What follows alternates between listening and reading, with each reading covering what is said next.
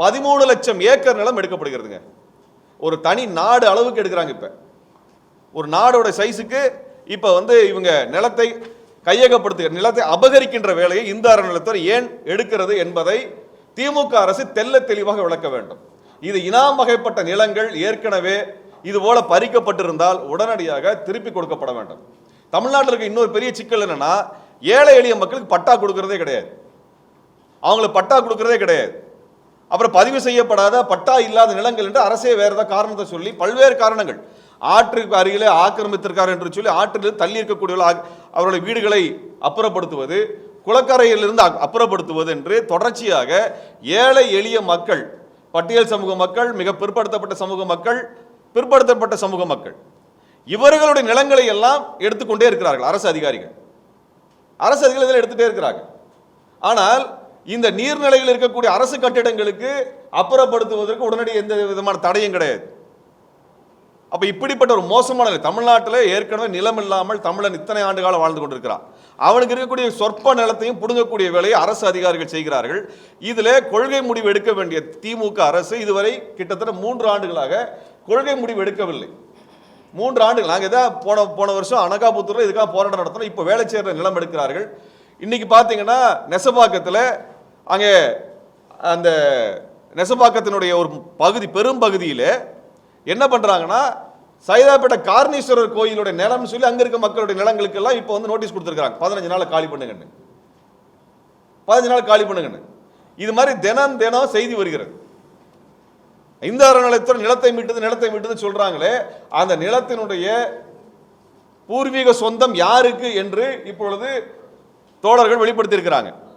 இதற்கு உரிய பதில் வரணும். தமிழ்நாட்டிலே எதிர்க்கட்சி என்று ஒன்று இருக்கிறதா என்று எங்களுக்கு தெரியல. அவர்கள் இது குறித்து கேள்வி எழுப்ப வேண்டியது இருக்கிறது. இங்க இருக்கிற தோழமை கட்சிகளும் இதற்கு குறித்து கேள்வி எழுப்ப வேண்டியிருக்குது. என்னன்னால், இது அதிகாரிகள் ஒரு விஷயத்தை உருவாக்குறாங்க, மக்களால் தேர்ந்தெடுக்கப்பட்ட அமைச்சர் பெருமக்கள் இது குறித்து கேள்வியை எழுப்பாமல் இதை நடவடிக்கை எடுக்கக்கூடிய இடத்துக்கு போகிறார்கள். இது மக்களுக்கு பெரும் துயரத்தை கொடுத்து கொண்டிருக்கிறது. ஆகவே இந்த இனாம் ஒழிப்பு என்று கொண்டு வந்ததற்கு பிறகு இனாம் வகைப்பட்ட நிலங்களில் இருக்கக்கூடிய ஏழை எளிய மக்களை வெளியேற்றுவது என்பது சமூக நீதிக்கு எதிரானது. அதே மாதிரி நீங்க ஒரு கோயில் நிலம் தான், இனாம் நிலம் கிடையாதுன்னு சொன்னீங்கன்னால் அந்த இடத்தில் வசிக்கக்கூடிய மக்களுக்கு அந்த நிலத்தை ஒப்படையுங்கள். அந்த நிலத்தை ஒப்படைங்கள். எந்த சாமியை இந்த நிலம் எல்லாம் கோயிலுக்கு வேணும்னு கேட்கல. எந்த சாமிக்கு உலகமே சொந்தனதுக்கு அப்புறம் ஒரு ஏக்கர் 2 ஏக்கர் நிலத்தை சாமி என்ன பண்ண போகுது? சாமி என்ன பண்ண போகுது? அதுக்கு மேல கோயிலுக்கு ஏதாவது செலவு பண்ணா நீங்க அரசாங்க வரி பணத்துல இருந்து அதுக்கான இது போட்டு நீங்க செலவு பண்ணிட்டு போங்க. மக்களை வீட்டை விட்டு வெளியேற்றி, விவசாய நிலத்தை விட்டு வெளியேற்றி அப்படி கோயிலுக்கு கொண்டு போய் குடமுழுக்கு பண்ணி என்னத்தை சாதிக்க போறாங்கன்னு எனக்கு தெரியல. ஆக கோவில் நிலம் என்று ஒன்று இருந்து அதில் ஏழை எளிய மக்கள், சாமானிய மக்கள் ஆக்கிரமிப்பாளர் என்று கண்டறியப்பட்டால் அந்த மக்களுக்கு அந்த நிலத்தை கொடுப்பதில் எந்த தவறும் கிடையாது. பெரிய கம்பெனிக்காரன் ஆக்கிரமிச்சு தான் வெளியேற்றுங்க, அதெல்லாம் தப்பு கிடையாது. ஆனால் சாமானிய மக்கள் இருந்தால் அவர்கள் வெளியேற்றுவது என்பது சமூக நீதிக்கு எதிரானது என்பதை சமயத்தை தெரிவித்துக் கொள்கிறோம். எப்பவுமே என்ன நடக்குதுன்னால், இப்ப சாமானிய மக்களுடைய வீடுகள் தான் இடிக்கப்படுகிறது. இப்ப அடையாற்றங்கரையில, அடையாறு ஆத்தங்கரையில் இருக்கக்கூடிய வீடுகளை எல்லாம் ஆக்கிரமிப்பு என்கின்ற பெயர்ல அப்புறப்படுத்துறாங்க. ஆனா நீங்க கோயம்பேட்டில இருந்து அண்ணா நகர் போற வழியில பாத்தீங்கன்னா அந்த அடையாறினுடைய கரையில மிகப்பெரிய ஒரு ஹோட்டல் கட்டிருக்கிறாங்க. கட்டி எத்தனை வருஷம் ஆச்சு? கிட்டத்தட்ட 20 வருஷம் ஆச்சு. ஷான் ராயல் ஹோட்டல், பழசு பேர் அதுக்கு, இப்ப என்ன பேருன்னு தெரியல. அந்த ஹோட்டல் ஆக்கிரமிப்பா இல்லையா? ஆம்பா மால் ஆக்கிரமிப்பா இல்லையா? அதன் மீது கை வைக்க அந்த அதிகாரிகள் மறுக்கிறார்கள். ஆனா குடிசைகளை உடனடியே இடிச்சிடுறாங்க. ஈவு இரக்கம் இல்லாமல். கரெக்டா பாருங்க, மழை காலத்துல பிள்ளைங்க அரையாண்டு பரீட்சை எழுதி கொண்டிருக்கக்கூடிய சமயத்துல வீட்டை இடிச்சு ரோட்ல விடுவாங்க. அதிகாரிகள் ஈவு இரக்கம் இல்லாமல் தொடர்ச்சியாக செய்கிறாங்க. அவங்க ஒரு பள்ளிக்காலம் முடிஞ்சு அதுக்கப்புறம் நோட்டீஸ் கொடுத்து வேலையெல்லாம் பண்ண மாட்டாங்க. மழை வரும் பொழுது ரோட்டில் கொண்டு போய் குடும்பத்தை நடுத்தர நிறுத்த வைக்கிறது என்பது அதிகாரிகள் செய்கிற வேலை. அந்த அதிகாரிகள் இந்த ஷாப்பிங் மாலுக்கோ அந்த ஹோட்டல்கிட்டலாம் போய் நிற்க மாட்டாங்க. இது யாருமே கேட்கறது இல்லைங்க. ஒவ்வொரு வருஷமும் ஆயிரக்கணக்கான குடும்பங்கள் மழைக்காலத்தில் அந்த குழந்தைகள் கல்வியை விட்டு ரோட்டுக்கு வந்து நிற்கிறாங்க.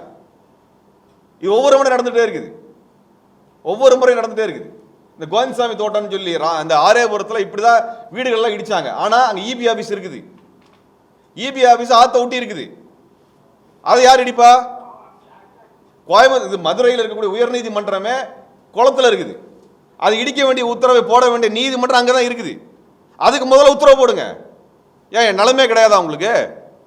நிலமே கிடையாதா? ஏன் அங்க நீதிமன்றம் நின்னா ஏரி தண்ணியெல்லாம் வேற எங்கேயா போய் சேர்ந்துக்குமா? அது எல்லா கட்டடம் தானே. அப்ப அரசுக்கு வந்து நிலத்தை பயன்படுத்துறதுல எந்த முறையும் எந்த முறையும் பின்பற்றுறது இல்லை. அரசு கட்டிடம் அப்புறப்படுத்துறதுக்கு உங்களுக்கு 1000 காரணம் சொல்றீங்க நீங்க. ஆனா ஏழை எளிய மக்கள் இடிச்சு வெளியே ரோட்டை நிறுத்திடுறீங்க. முதல்ல நீதிமன்றம் இதை கணக்கில் எடுத்துக்கொண்டு, உங்கள் நீதிமன்றம் மதுரை உயர் நீதிமன்றம் குளத்துல கட்டிருக்கீங்களா இல்லையா, அதை முதல்ல இடிச்சு வெளியேற்றுங்க. அப்ப நீங்க சமூக நீதியை பத்தி பேசுங்க, அப்ப நீதியை பத்தி பேசுங்க. நீங்க உங்களுடைய கட்டடங்கள், அரசு கட்டடங்கள் அரசு அதிகாரிகள் தெரிந்து அங்க கட்டுறாங்க. அதை தடுக்க முடியாத இந்த துறை எப்படி ஏழை எளிய மக்களை மட்டும் குப்பையை போடுற மாதிரி தூக்கி தூக்கி வெளியே வீசுறீங்க? அந்த குழந்தை எங்க போய் படிக்க போகும்? இவங்க கொடுக்கக்கூடிய ரீசெட்டில்மெண்ட் இடங்கள் எல்லாமே அவங்களோட பகுதியிலிருந்து 30 கிலோமீட்டர் தள்ளி போடுறாங்க. 30 கிலோமீட்டர் தள்ளி இருக்குது. ஆனா அமைச்சர் வீடுலாம் கிரீன்வேஸ் ரோடுன்னு சொல்லி பக்கத்தில் சிட்டிக்குள்ள நடுவில் வச்சிருக்கிறீங்க. அப்ப உங்களுக்கெல்லாம் ஒரு சட்டம், சாதாரண ஏழை மக்களுக்கு வேற சட்டமா? ஏன் அமைச்சர்ல கொண்டு 50 கிலோமீட்டர் வெளியே போடுங்க. எல்லாம் கார் வச்சிருக்காங்கல்ல, பெரிய பெரிய கார் வச்சிருக்கீங்கல்ல, கன்வாய் வச்சிருக்கீங்க, போலீஸ் வச்சிருக்கீங்க, எப்ப வேணா உள்ள வர முடியும், போக முடியும். ஏழை எளிய மக்கள் எப்படி போவாங்க? அவங்களுக்கு கொண்டு போய் 40 கிலோமீட்டர் ஊருக்கு வெளியே தூக்கி போட்டுட்டு இருக்கீங்க. நீதிபதியில் கொண்டு வெளியே வைங்க, 40 கிலோமீட்டர் 50 கிலோமீட்டர் வெளியே வைங்க, வர்றாங்கன்னு பார்ப்போம். நீதிமன்றத்தில் இருக்கவங்களை வெளியே வைங்க. சாமானிய ஏழை மக்கள் என்ன பண்ணுவான்? அன்றாடங்காட்சி என்ன பண்ணுவான்? அப்ப இங்க விவசாயியை கொண்டு வந்து வெளியே தூக்கி போடுறது, ஏழை எளிய மக்கள் தூக்கி வெளியே தூக்கி போடுறது, தொழிலாளியை தூக்கி வெளியே தூக்கி போடுறது, இதுதான் இந்த நாட்டிலோட நீதியான்னு கேட்க வந்திருக்கிறோம். இதுல இந்த கோவிலுக்கெல்லாம் இந்த 10-13 லட்சம் ஏக்கர் வரலன்னா கோயில் ஏங்காதா கேட்கிறோம். அது 13 லட்சம் ஏக்கர்ல இருக்கக்கூடிய ஏழை எளிய மக்கள் விவசாயிகள் எல்லாம் அப்புறப்படுத்திட்டு என்ன சாதிக்க போறீங்க? என்ன சாதிச்சிட முடியும்? என்ன சாதிச்சிட முடியும்? இங்கே கோவில் என்பது, மத நம்பிக்கை என்பது மக்கள் சம்பந்தப்பட்டது. மக்களுக்கு அநீதி இழைத்து விட்டு எந்த கோயிலும் காப்பாற்ற முடியாது. அவ கோவில் நிலங்கள் என்கின்ற பெயரில் இனாம் நிலமாக வகைப்பட்ட நிலங்களை எல்லாம் இங்கே அரசு அறநிலைத்துறை, இந்து அறநிலைத்துறை கையகப்படுத்துவது என்பது கடுமையான கண்டனத்திற்குரியது. பாதகம் செய்பவரை கண்டால் நாம் பயங்கொள்ளலாகாது பாப்பா, மோதி மிதித்து விடு பாப்பா, அவர் முகத்தில் உமிழ்ந்து விடு பாப்பா.